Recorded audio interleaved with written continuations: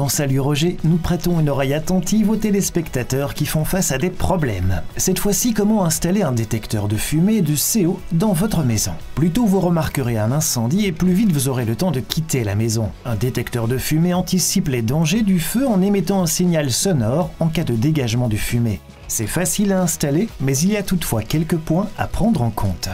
Vous devez installer au moins un détecteur de fumée à chaque étage. En outre, vous pouvez également en placer un dans chaque pièce que vous devez traverser en sortant de la chambre. Assurez-vous que cela inclut l'itinéraire de sortie le plus court. N'installez pas de détecteur de fumée dans la salle de bain ou dans la cuisine, car vous risquez de déclencher fréquemment une fausse alarme.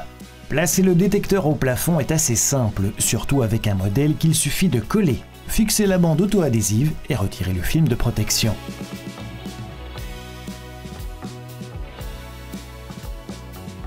La réglementation stipule que le détecteur doit être centré sur le plafond ou à moins de 30 cm du mur. Une installation au mur serait techniquement possible, mais veuillez noter qu'elle devrait être indiquée comme telle sur l'emballage. Dans ce cas, placez le détecteur le plus haut possible, à au moins 15 cm du plafond et à 30 cm du coin.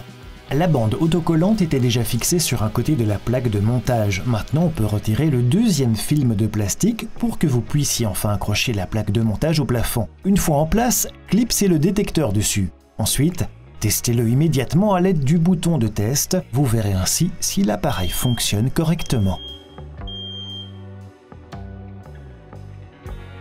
Un tel détecteur de fumée doit suivre certains critères. Vous pouvez choisir un modèle avec batterie remplaçable ou une batterie non remplaçable dont la durée de vie peut atteindre 10 ans. Faites attention au marquage CE qui doit inclure la norme NBN et 14604.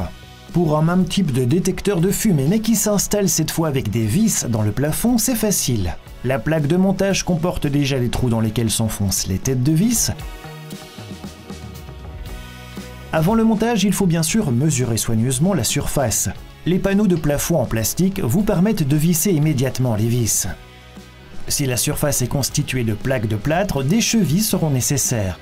Vissez tout bien. En termes d'entretien, il suffit de dépoussiérer régulièrement le détecteur, vérifier une fois par mois que l'appareil fonctionne toujours et remplacer les piles à temps, si elles peuvent être remplacées.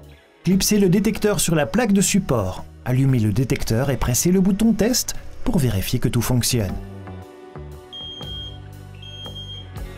Un détecteur de CO fera également ses preuves dans votre habitation. Il vous avertit lorsque du monoxyde de carbone s'accumule soudainement dans les appareils à base de gaz. Le monoxyde de carbone, c'est un intrus fort dangereux et sournois car vous ne pouvez pas le détecter autrement, il n'a ni couleur, ni odeur, ni goût. Dans tous les cas, suivez les instructions concernant la hauteur d'installation. Les pièces importantes dans lesquelles il faut installer le détecteur sont obligatoirement celles où se trouve un chauffe-eau instantané ou un chauffage au gaz. Désignez cette pièce comme la pièce source.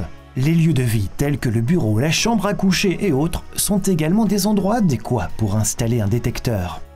Attention, il y a également une date d'expiration. Veillez donc à bien conserver ces données. Le capteur peut être sujet à l'usure au fil du temps, ce qui réduira son efficacité. Dans ce cas, remplacez à temps le détecteur de CO.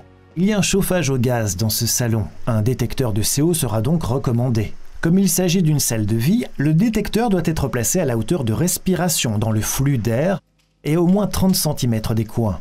Mesurez soigneusement. Le monoxyde de carbone étant en effet un peu plus léger que l'air, il se propage avec les courants d'air dans la maison.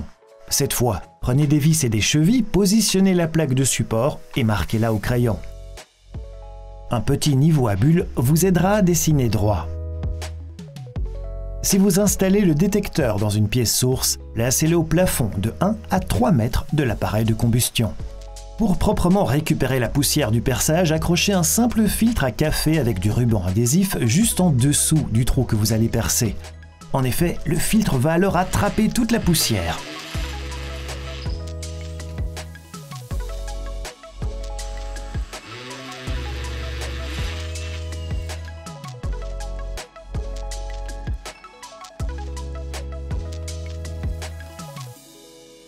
Fixez les chevilles, ensuite vissez la plaque de montage en place.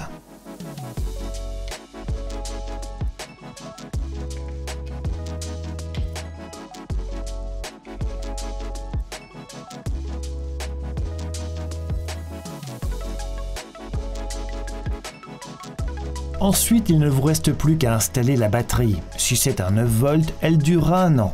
Les piles AA durent 2 à 3 ans. Si le détecteur est équipé d'une batterie non remplaçable, vous êtes tranquille pour 10 ans. Testez immédiatement l'appareil à l'aide du bouton de test avant l'installation. Si le son s'entend partout, c'est que l'installation réussit. Et voilà une bonne chose de faite.